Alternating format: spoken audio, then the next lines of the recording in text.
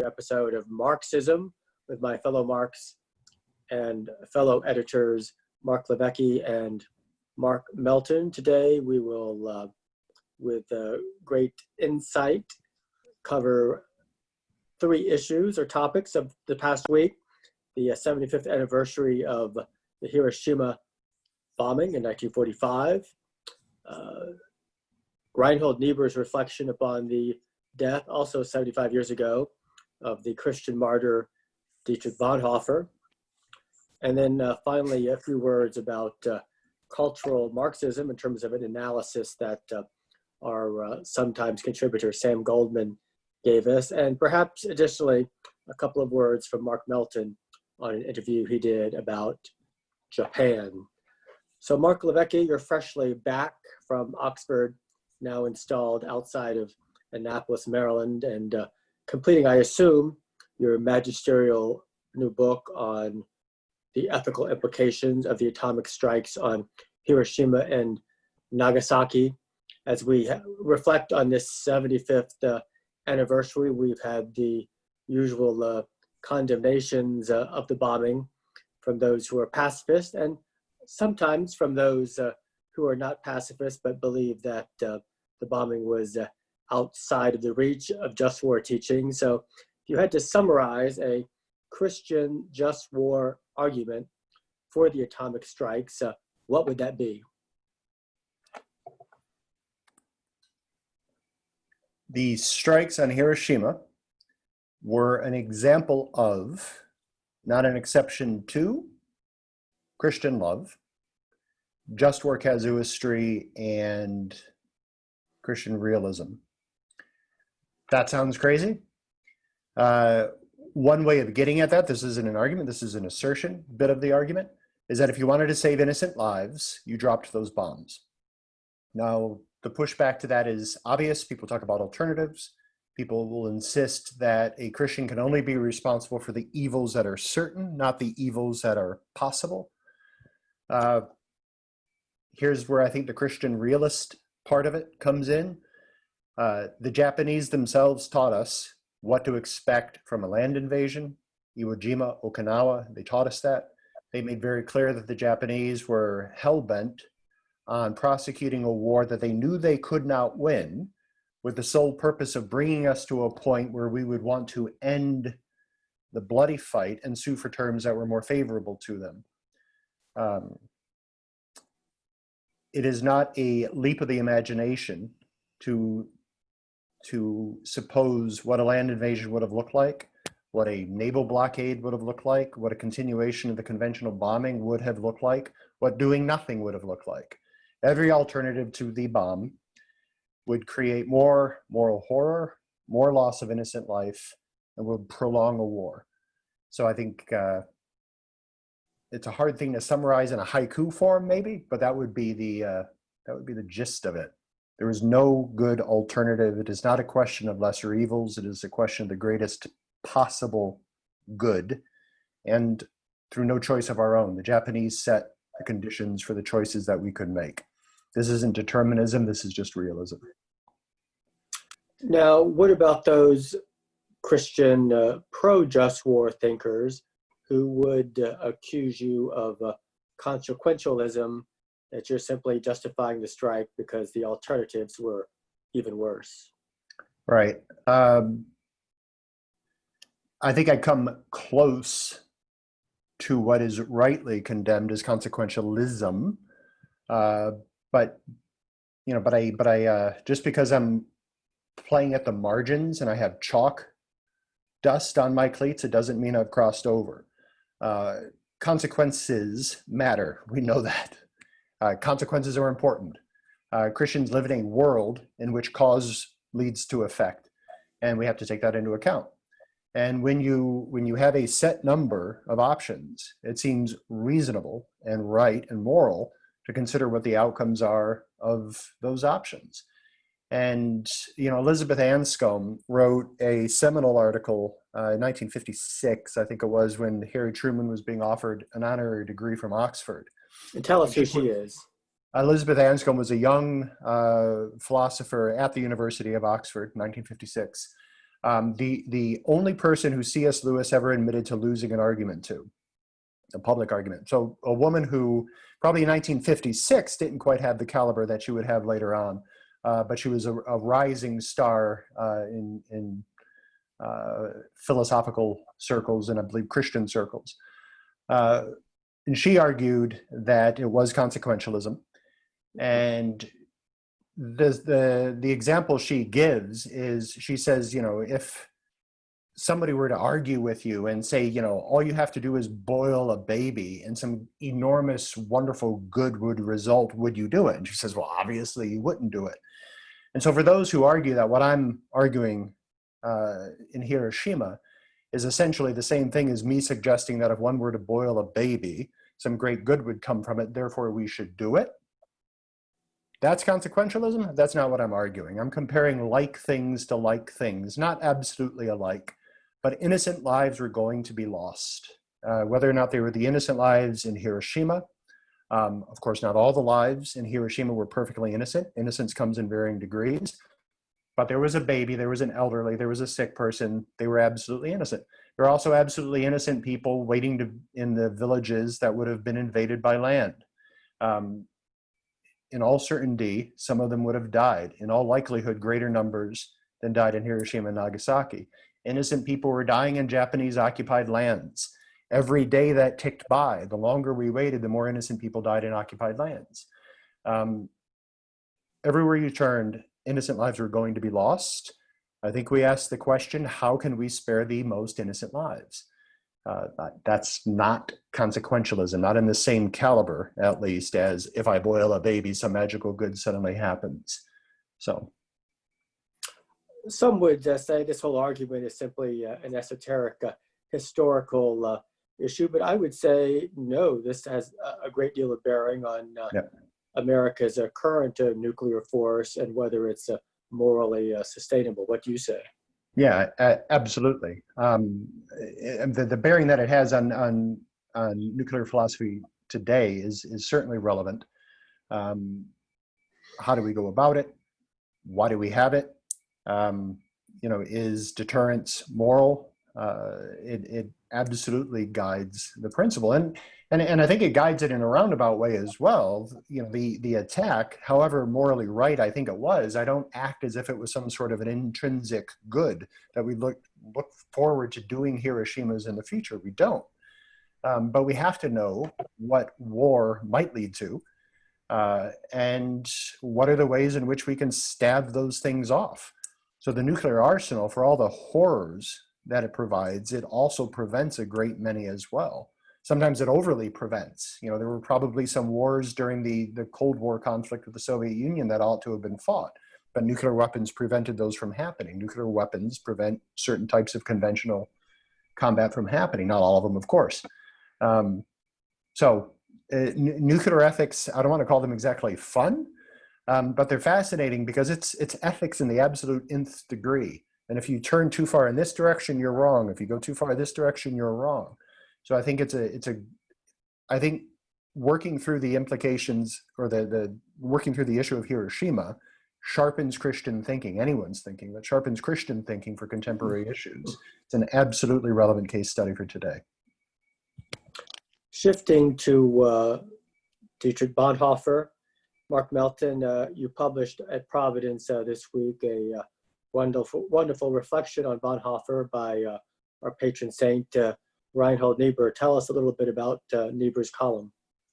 Well, the column was published, let me pull up the date here, I think it was in June of 1945. This is after VE Day, because Bonhoeffer actually died much earlier in the year, but American Christians did not know about this. In fact, Niebuhr writes in the column about how they were praying that he had survived and they were just waiting to learn what had happened. And after VE Day, they learned what happened. And so in this particular issue, they wrote multiple articles about Bonhoeffer, and then Reinhold Niebuhr, in this particular one that we published, writes about some of his personal conversations with him, some letters that they wrote back and forth. Also, Niebuhr talks about how Bonhoeffer went from believing that politics and faith were two spheres that should not mix at all, or that religion or that faith did not influence one's political views. And so they didn't use the Lutheran, I believe it's a Lutheran idea of two kingdoms. Maybe y'all could speak to that, but I kind of hear that echo a little bit. But basically, Niebuhr kind of condemns that idea. He said that, and also Bonhoeffer switched after the rise of Nazism and said that politics can influence, or faith can influence one's politics. And that's how he decided to oppose Nazism and participate in the plots against Hitler that ended up getting him killed. So yeah, that's kind of a quick synopsis of what he talks about. One thing he did bring up that I thought was particularly interesting was he brought up this other German theologian. Let me see if I can pull his name up. Martin Niebuhr. Yeah, I hadn't heard of him before I had read this column, but he was also another German theologian who opposed Nazism. But in this particular column, Niebuhr is criticizing him because he still kind of adheres to this idea. What was the phrase that politics, that politics and like religion, had. Politics has the body, or the state has the body, and the church has the soul. I think that's Yeah, something like that. Or like basically like there's two different spheres. Is that two kingdoms, guys? Or I believe that's what that is. Yeah, but, okay. More or less. There's breadth there, but yeah. So Niebuhr kind of condemns that, whereas like the Augustinian strand, I believe, would be the two cities, not two kingdoms, right? Yep. Okay. I defer to those with PhDs on Christian ethics to tell. PhD is just piled higher and deeper. Defer to them on nothing. Niebuhr was an interesting case. He had been a U-boat officer, captain in World War I, Lutheran pastor, ultimately opposed the Nazis, sent to prison, not killed, lived to be very old, became prominent in the global ecumenical movement, World Council of Churches, opposed the Vietnam War. I think he was an anti-nuclear activist, and I even, as a boy, wrote him for his autographed picture, which I still have. He didn't die till the 1980s. So interesting that Niebuhr should bring him in a critical way. I'm not sure if he stuck with his two kingdoms philosophy. Certainly in his activism that was left of center for the World Council of Churches, that would not have been the case. Mm-hmm. That's right. And another thing with that, he let me pull this back up here, where like Niebuhr predicted that Bonhoeffer would become much, much more famous, which I think is definitely true, considering I hadn't heard of. Yes, confirmation. The other guy. How many know about Martin Niebuhr? Yeah, check the Google searches, and like it's like 50 times higher for Bonhoeffer. Almost, not quite, maybe double than what Niebuhr gets. So yeah, Bonhoeffer is definitely much more famous nowadays. Oh, absolutely. Well, Mark, what do you think about Bonhoeffer? Our friend and a fellow Providence contributor, Keith Pavlicek, likes to say he thinks von Stauffenberg, who led the military plot against Hitler, probably knew more about just war teaching and the theological justification for killing Hitler than Bonhoeffer did. I'm not sure if that's a fair criticism, but what do you think? Yeah. I mean, I won't adjudicate that criticism. I think Gene Elstein always thought that Bonhoeffer was significantly less conflicted about the attack on Hitler than some people like to make out. I'll leave that aside. Bonhoeffer was extraordinary in a lot of ways. I think he flirts with the thing that I continually gripe with about Niebuhr, and it's probably a strain of sort of Lutheran thought where there's a certain lack of nuance in how one goes about doing justice in the world. I think both Bonhoeffer and Niebuhr felt you couldn't be responsible in the world if you didn't incur guilt. I, of course, think you can't be responsible in the world and not incur guilt. I think dropping the bomb on Hiroshima was awful, but I think the people who did it did not incur moral guilt. One of the things I love about this particular article is it points out at the end that Bonhoeffer, no matter how much he loved his country, and he did, it was part of his motivation for returning to Germany. We can't forget that he was safely ensconced, I believe, in America, and he decided to go back to Germany. He didn't need to do that. He knew the risks, especially because he knew he was going to be a resistor. He goes back out of love for country and love of God, love of neighbor, all of that, and he prays for the defeat of his country because he recognized that the best thing for Germany is to have it handed to them. They needed to be defeated.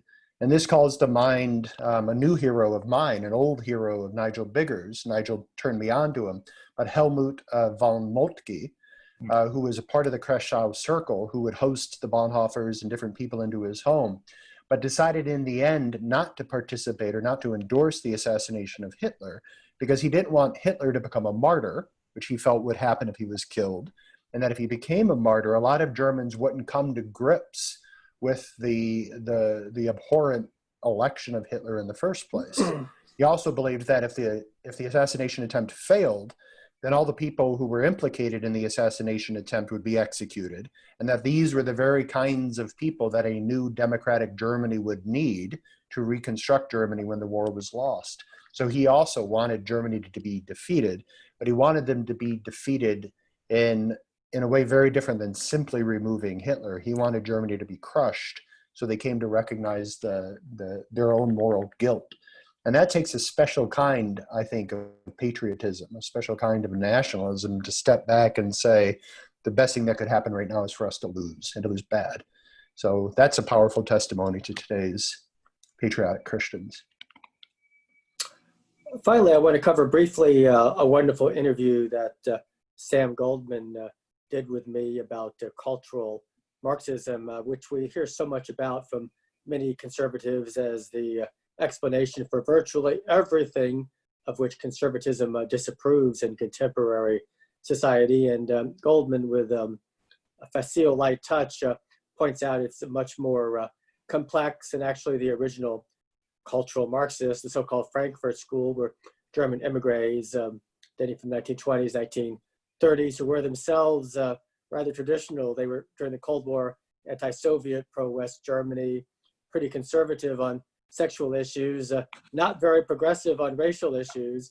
And so to fault them for where the cultural left is today is not quite a straight line. He also pointed out off camera that speaking of Nazis, Marc LiVecche, that the Nazis also would often paint their critics as cultural Bolsheviks. Oh, sure. That was so we don't want to follow in their footsteps, obviously. But what do you think, Marc LiVecche? Yeah, I actually learned a lot. I found the conversation fascinating. I think he's right. The Frankfurt School, the Frankfurters, weren't exactly woke. They weren't that, right? So, there's a critique that you should get him back on and have him drill a little more deeply into what part of the critique is correct. Is there something there? Are there strains of Marxist thought? You see a lot of Derrida, I think.